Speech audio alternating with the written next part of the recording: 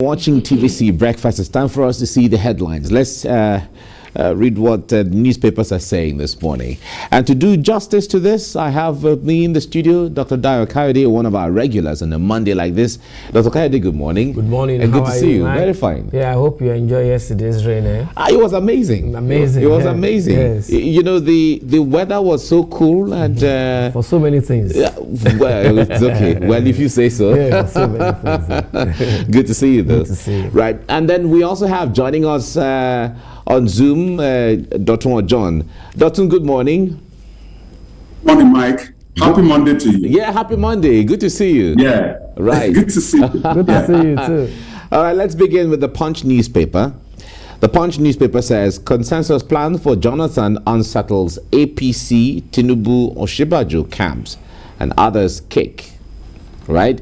That's what the Punch newspaper is saying. There's been rumors that the former president, Goodluck Jonathan, will be told to, come to the APC and then be given the ticket. And all that news has been making the rounds. But we wait to see how these things play out. This Nigeria is next. 2023 presidential race. Jonathan's dilemma. Hostile reception awaits him in APC. Why Tinubu, Osinbajo, and Mechi won't embrace him. It will be worst betrayal if he dumps the PDP. That is what some others are saying there. Politics is so interesting sometimes, I must tell you. That's this Nigeria. First News. First News says, Kuka, others, once strained U.S.-Nigeria relationship, presidency alleges there. There's been back and forth on this between the presidency and Bishop Matthew Hassan Kuka, the Catholic Bishop of Sokoto State. The last few weeks has seen a back and forth on this. Blueprint newspaper says consensus PDP row thickens as Northern Elders Forum disowns Bala, Saraki. We have no hand in it. Northern Elders are saying this. Decision can't be faulted. Saraki is saying this process preconceived, not transparent. I won't join issues with anybody. Bala is saying this. Right, still on the political front there. The Nation newspaper notes elders split over PDP consensus candidates. All right, notes elders split over PDP consensus candidate. Daily Sun is next, and it says consensus. Bala Mohammed replies Tambuwal others. Okay, it's still all in politics. Leadership newspaper, Northern PDP consensus. Ango Abdullahi on his own over Saraki, Bala's choice. Baba Ahmed is saying this, right? And says he can't decide for the North.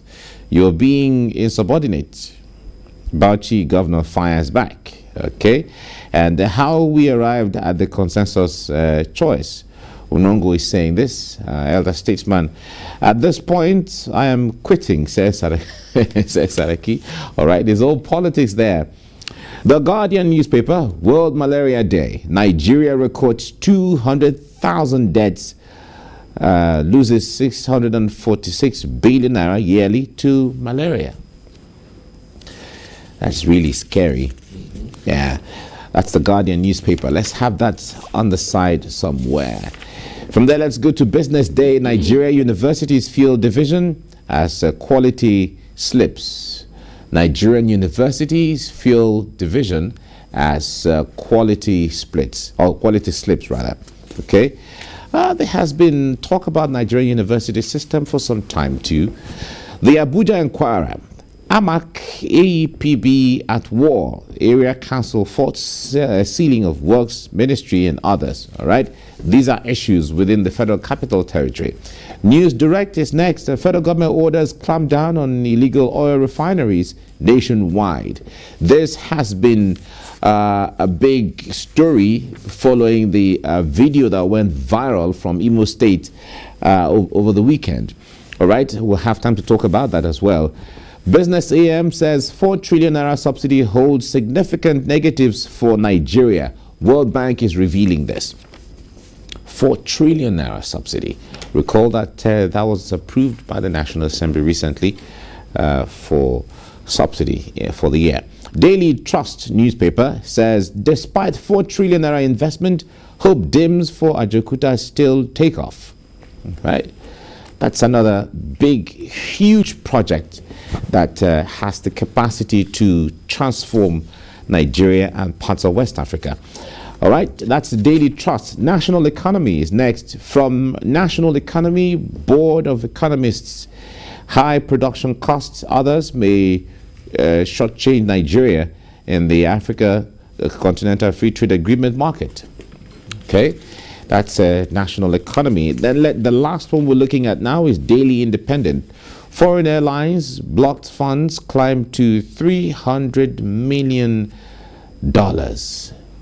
Foreign airlines blocked funds climbed to $300 million. Recall that there was a time foreign airlines cannot repatriate the funds that they make from Nigeria, due to policies by government. And we heard recently, I think about 2 weeks ago, that some airlines or many foreign airlines will start selling their tickets in dollars.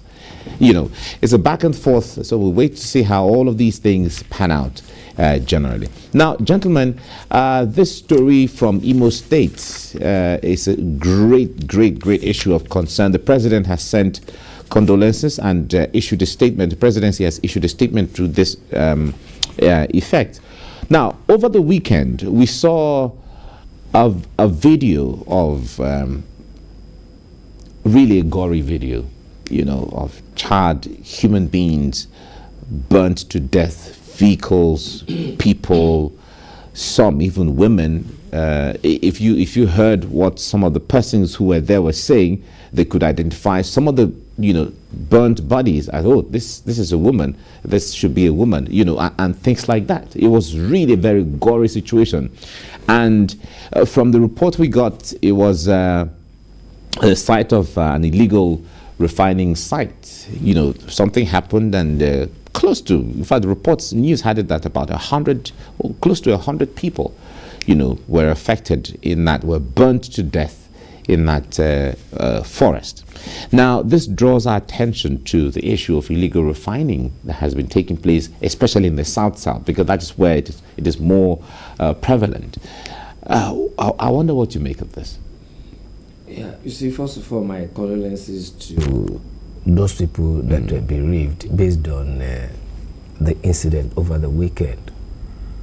But having said that, you're going to see that whatever happens in a society is a product of whichever way of that particular society, whether it's acting rightly or is acting wrongly.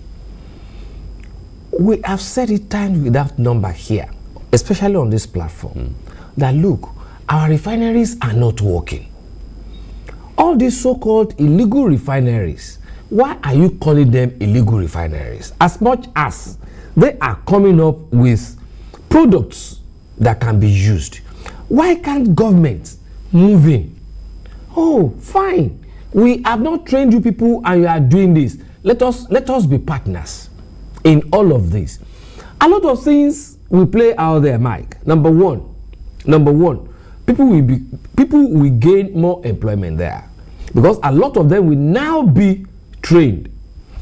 Two, we wouldn't be losing our crude oil the way we are losing it to all those so-called illegal refineries.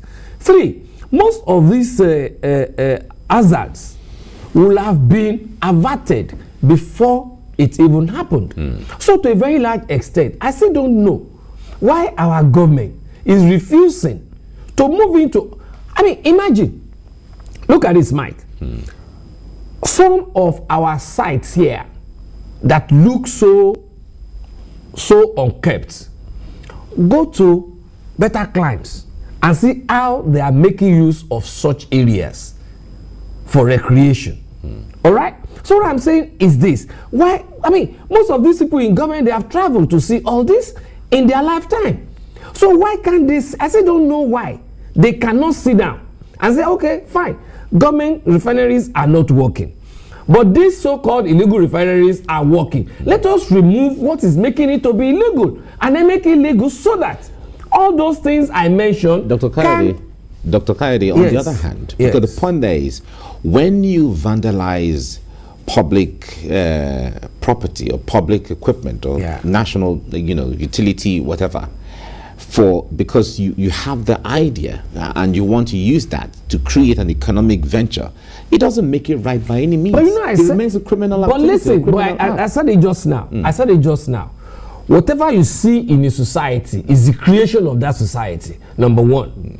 These people that we are calling criminals, why are they criminals in the first instance? All right. Listen to this.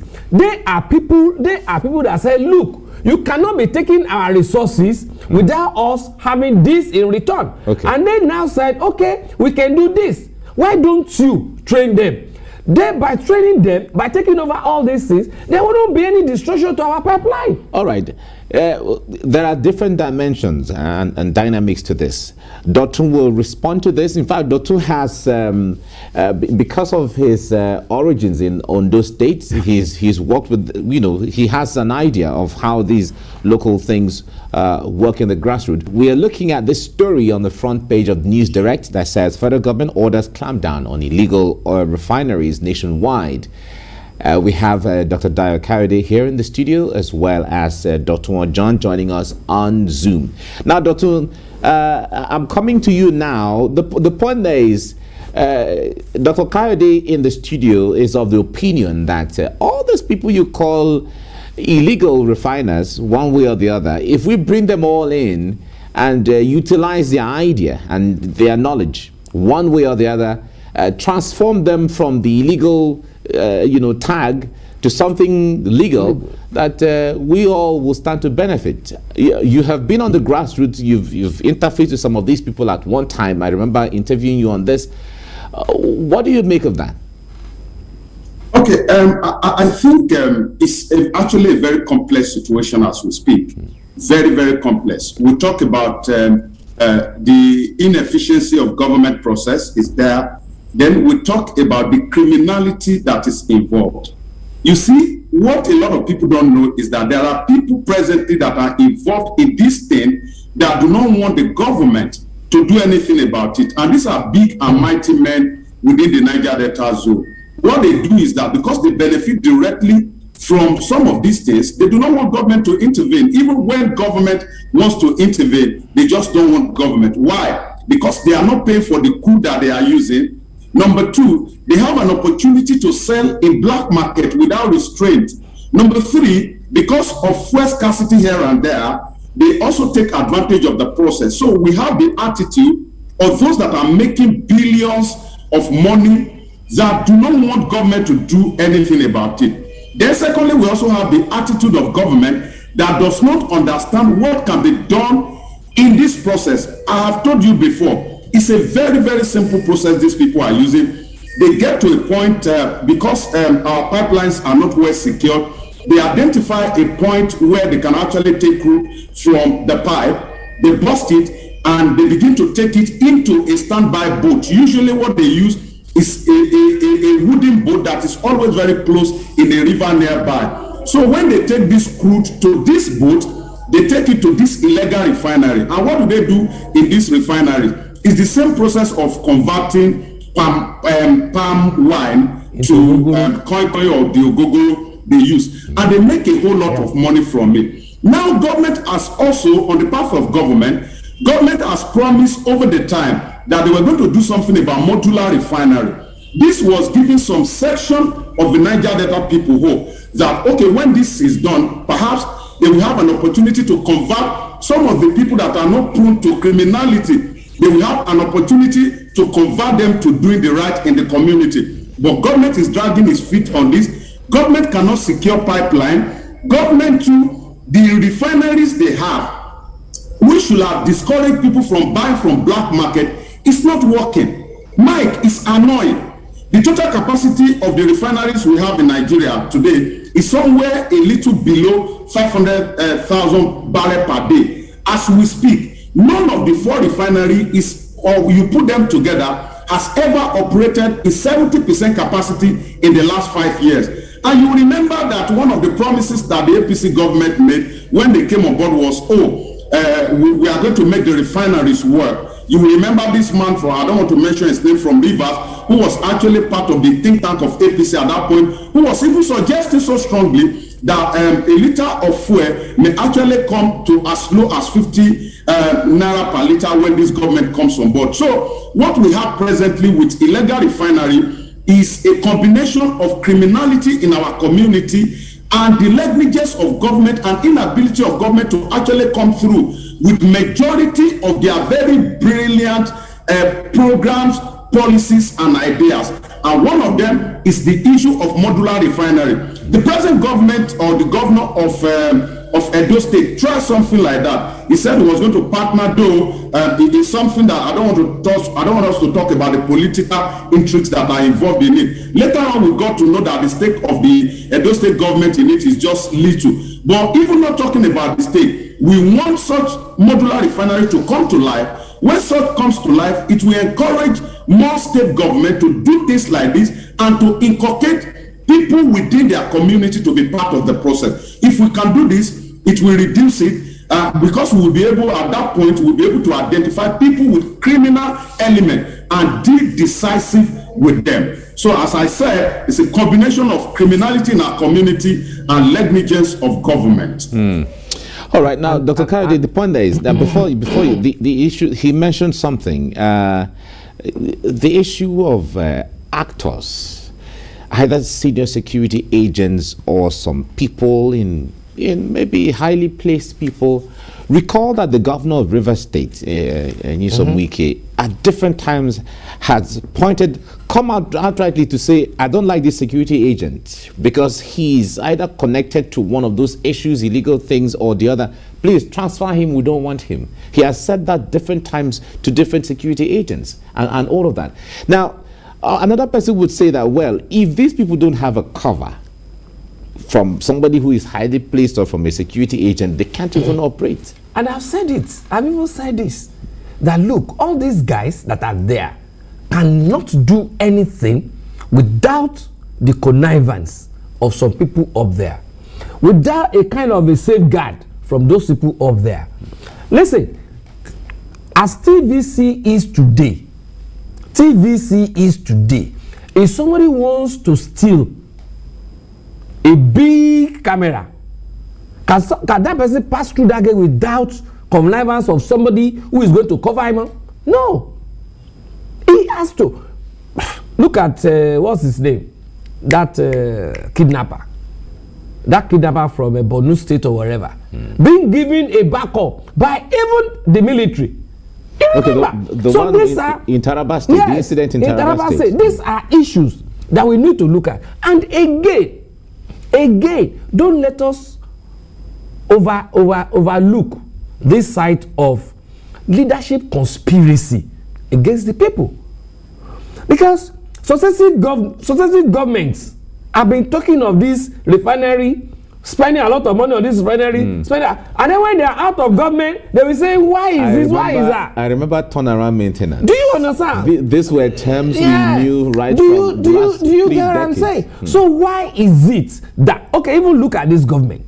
When coming in, subsidy is a fluke, is stealing our money. We are going to this. Immediately this government came in, they moved a price of petrol from 85 naira or so to 140. They say yes, no more subsidy. But look at it now, 4 trillion. So what are we talking about? All these things can be put under that topic. Leadership, both political, religious, whatever. Leadership, conspiracy against the people. All right. And not until when the people decide to rise up on that and say, enough is enough. This thing is going to continue in this country. All right. Now, the issue of rising up, we have to put it in context. Like discussing it, coming up with issues. Very good. Saying the truth. Very good. Rising up does not mean you got to be killing or be riotous or whatever. No. I just wanted us to put it in context. No, we got to come up with researched issues and solutions. Very good. Dotun, just before we go, now the headline here on the news directly says that federal government orders a clampdown on the illegal oil refineries. This is not the first time. What hope do you see here? Because the president, from the report we got, was really touched by the viral videos over the weekend that he saw, and then had to issue a statement in that regard. Federal government ordering a clampdown. Talk to us from that window. I believe the federal government, whenever they issue statement or directive like this, as a patriotic citizen, I believe the federal government. But again, when I revert back to what I call internally generated data, which is a compilation of what government has said in the past and didn't do, then I become a bit skeptical, because we've had directive as to how to deal decisively with Boko Haram. And to a very large extent, I'm not sure we have all seen the kind of result that we've always wanted as a nation. So the issue of climb down, there's always been climb down, or what they call it in the Niger Delta on illegal refinery. But it's always selective. What I mean by selective, if they transfer one of the GOC today, if a new one comes, they will go after them, and once they get one or two of them, they invite the media to cover them, to create an impression for Abuja that they are working. But the reality also is that if we have all our security agents in Nigeria, and I mean all of them, DSS, police, all of them with the military, if we have them line up, holding their hands like this, maybe from Kaduna to the Niger Delta zone, they cannot effectively police the pipeline. That is the reality. And I think this is where we need to go digital. It's going to cost us a lot, but digitalization is not something that we should not begin to talk about. I know you have seen a video in Dubai. It's one of the places I marked to visit. You discover that in a particular room, they were, I don't know whether it's in Dubai, but I know it's in the UAE. There's this particular room where they can monitor the movement of their crude oil. And I think Nigeria, we've got the brain, we've got the resource to actually begin to think along this line. So as much as we want to say there's conspiracy, we want to blame the security agencies and all that, I also want us to also be careful and to understand the peculiarity of the Niger Delta zone. Policing that place is a bit difficult without technology. All right, Doctor, thank you very much. We saw that video, meanwhile, where there was a dashboard where they monitor every drop of crude, wherever it's going, and the source and where it's going, and and stuff like that. It was really amazing. All right, Dr. John, thank you very much for your time on the program this morning. I appreciate you. It's a pleasure. Thank you. It's a pleasure, man. And Dr. Dayo Kayode, thank you very much for coming as well. It's my pleasure. Thank you. Thank you for having me.